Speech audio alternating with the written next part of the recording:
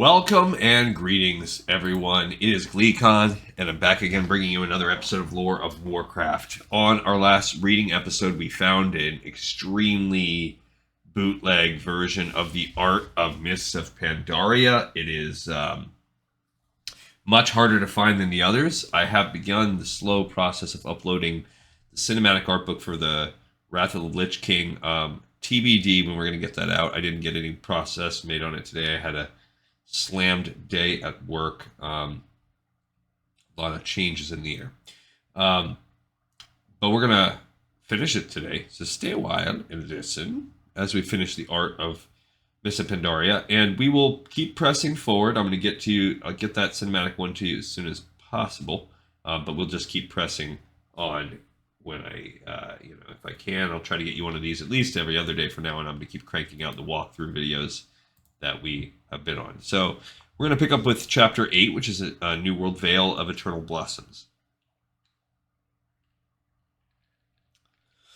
This sacred center of peace and harmony has been sealed away from all but the chosen few, who become members of the Golden Lotus, the guardians of the valley. The land's towering waterfalls, white-capped peaks, and beautiful architecture have spawned legends, myths, and poems, but have also drawn envy from the Pandarians' enemies. Okay, this is the center of the Mists of Pandaria landscape, for all of you that are familiar or not with it. This is some of the golden temples you may see within the Chinese kind of lion motif in the middle, or the really kind of Mogu, beautiful art with a lot of gold, bonsai, really quite a nice area. You have, again, more kind of Chinese, almost like a fictitious type of tree. It seems to have some spiky leaves within it.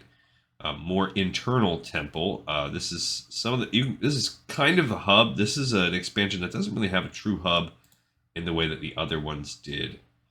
Kind of annoying in that regard. And there's no like direct portal. The portal takes you to like the Jade Forest or something like that. So of all the expansions, they eschewed the hub. There is a lot of lore going on, hence the scrolls on the walls. This is kind of a center of where you would turn in a lot of your lore quests.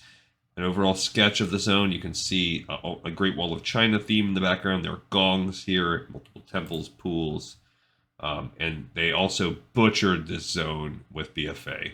Here are some like scroll stores, because again, this is the center of the lore of the kingdom. Again, more kind of cabinets and scrolls, dragon motifs around the columns. Here we have the kind of a cherry blossom sort of kind of vibe, but it also lends almost to this, to me, an almost sinister kind of vibe. And with the red, are they petals? Are they motes of something in the air? Energy.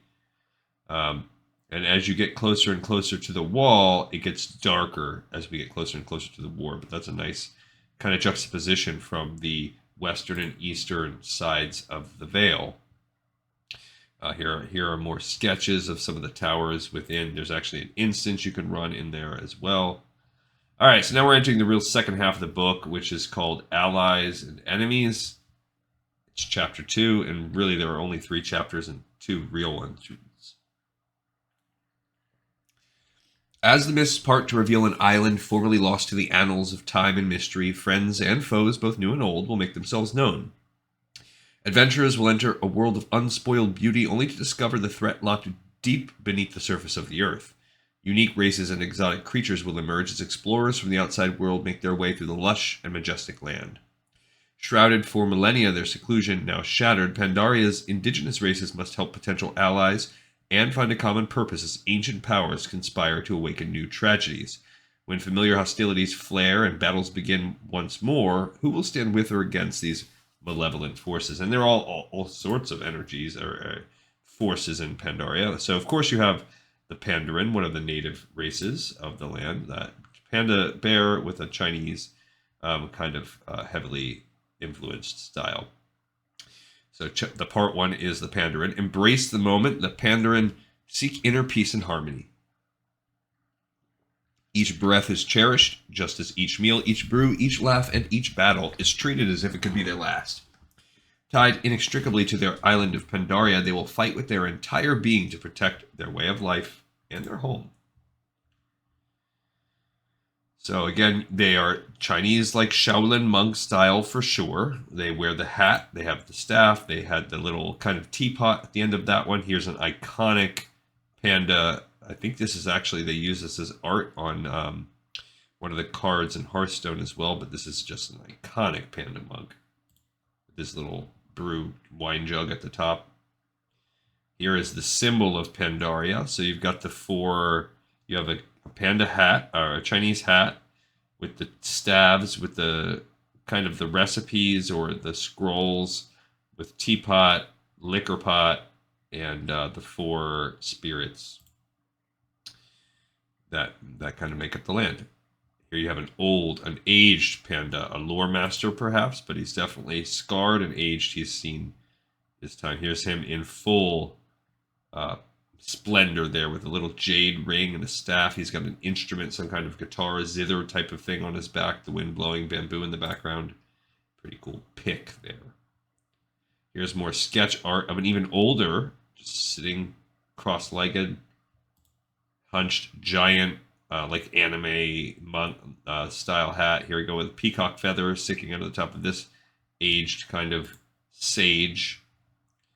Very, very, they're spoiled for choice. Here, this is more like the shadow pan because they've got almost like they've definitely got a darker chained, I don't like a kind of a dark Shaolin monk, sort of like a ninja, sort of like a samurai, but different because they're not Japanese. That's a pretty cool lifelike image of, I'm guessing, a shadow pan because he's got the black armor and then you've got sketches down at the bottom. It's a pretty cool picture.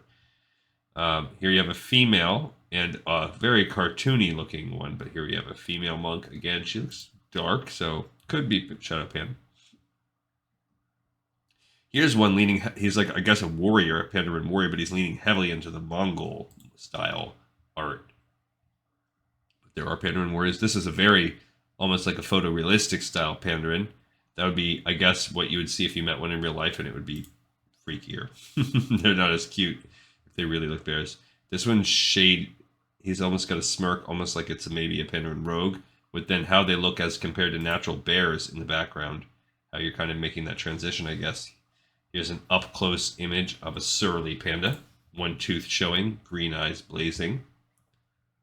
And here's an older one. Again, he's got the either scroll cases or sword cases. He's got musical instruments galore. He's got his, I don't know, they're not exactly tabi boots, whatever you call those little sandals. But he's got the guitar on the back as well. He's hardcore about that music. Sketches of them fighting in the background, and then here you have one standing on the top. There's the cranes, temples in the background, beautiful mountains. Again, the second half of that picture where you can kind of see the trail of his cloth. And this is a good scan job. Believe me, I try to scan it. I'm lazy about it, so mine do not come out nearly as good as this. Yeah, this one's pretty cool. He's got tons of robes. Again, an aged one.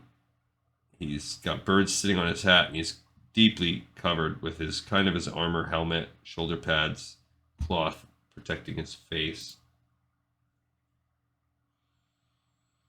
Here they are riding the cranes and riding the clouds because you can do that. Here he's almost got like a fan spread as a shoulder pad and a fan in his hand, so they're then flying on the kite. So some of the mounts that they were going to have, and I like some of these motifs for the gear, different facial expressions, the swirling beard, angry, laughing, serious with the straw in his mouth. Just having fun sketching panda faces. More of them, more serious, shouting, playing coy, getting hit maybe. So all these different face shots. And then you just have a nice picture of, I don't know exactly, kind of like, looks like the Jade Forest. Second half of that picture. There he is encountering an orc, so maybe, and encountering a human. So how do the panda choose between those two? Will we know? It's up to the adventurer. Here's one standing in that kind of battle pose, and he's got a little shield. So some kind of fighting type. Here you have more sketches. That one's samurai-like. This guy is almost like a mage. That's a brewmaster. He's got a giant keg in his hand. That's warrior-like with a giant sword, almost like a katana. This one has a fan. Maybe it's like a priest or other mage type. So I guess how these other classes could look. All right, now we're going to get into the Hosen. So if you're the Horde, the Hosen are friendly. They're one of the more fun races, in my opinion, of the comic relief side of all of World of Warcraft. I really like them. I don't know, they might be goofy, but I like them. Fierce, reckless, and usually vulgar, the Hosen are sometimes allies but often troublemakers. While their antics are rarely more than a nuisance, their ambitions and chaotic natures can make them dangerous. If Hosen remain unchecked, they may become a destructive force, obliterating their neighbors and perhaps even themselves. Yeah, because they're goofballs. But they have, and yeah, as you can see, they kind of don't look like they are exuding an intellectual. They're even smarter looking. Makes me think of my dog. But look, this one has like a little mace on his tail. It's pretty cool. Here is one. He looks straight evil. He's got like a boomerang, and then some sketches of them in the back with different, just like almost like action figure poses. Here are their counterparts for the Alliance, the Jin Yu. So they've got like, they're almost like carp, maybe? Carp creature? The vibrant and flourishing Jin Yu culture maintains a rigid caste system with roles assigned at birth. Workers are indefatigable in their labor, building thriving cities on the rivers and lakes that this amphibious race calls home. Priests who grow into venerable elders often become sage water speakers, able to glimpse future events. Not quite as cool, but definitely this combo is a huge upgrade over what they did with Wrath, which was the Wolverine Badger kind of people and the little fishy people, the Oracles or whatever they were called, the Oracle and the Frenzy or something. I can't remember right now off the top of my head, but what the Sholazar Basin duo, this is a much better but similar vein. You could tell they were starting to kick the ideas around in Wrath, and now they've come up with something much cooler in Pandaria. Yikes, that is really leaning into the kind of goldfish look. Mostly fish. And that's all we get pictures of that, okay. Now we have the Mantid. Highly evolved, individually cunning, and overwhelmingly dangerous, these insect-like beings consume all in their path.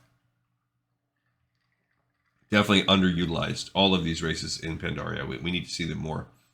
The Mantid were held at bay in their own lands for millennia, but the Cataclysm has changed the balance. Now they're poised to unleash their unthinkable numbers on the rest of Pandaria.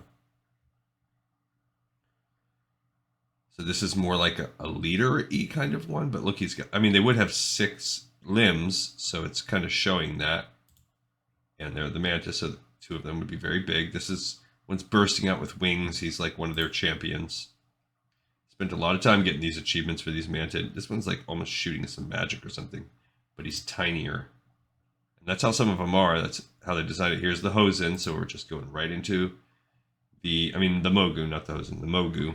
Ancient oppressors. The Mogu subjugated the other sentient races of Pandaria for millennia until unarmed Pandaren monks led a brilliant revolution. Remnants of the Empire's rule are scattered throughout the islands as massive and awe-inspiring reminders of the Mogu's power and cruelty. With the mists drawn back, they will seek old allies to regain their legacy. And they are a pretty cool idea too, especially when in Chronicles, when you read their history with the Curse of Flesh, they've got that sort of Chinese dog dragon statue kind of look about them, and that almost perfectly, like I set that up perfectly. And I don't know what the heck that is. Is this, oh, this looks like it's one of those little pygmy people that you can see up in the mountains. Are we already done with the Mogu? No, there's more Mogu of the dogs that walk around with them that are like statues. Other cultures and creatures, so this is random. New creatures await the eager adventurer in Pandaria. Some tame, some wild, each presenting its own challenges. Some, like the nomadic Yongols, seek new territory. Others, like the mischievous forest sprites, might snare an unwary traveler with a practical joke. Still others, like the spiritual manifestations of the Shah, wreak destruction if left unchallenged. All are part of the island's balance. They really did a good job coming up with mobs in this one. Gotta hand it to them. Really, really, truly did. I don't even know what the heck that is. A white tiger fighting creature?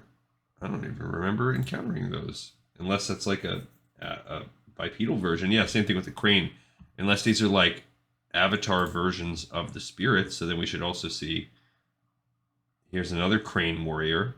I don't think we ever see anything like this in the game. I don't remember seeing that.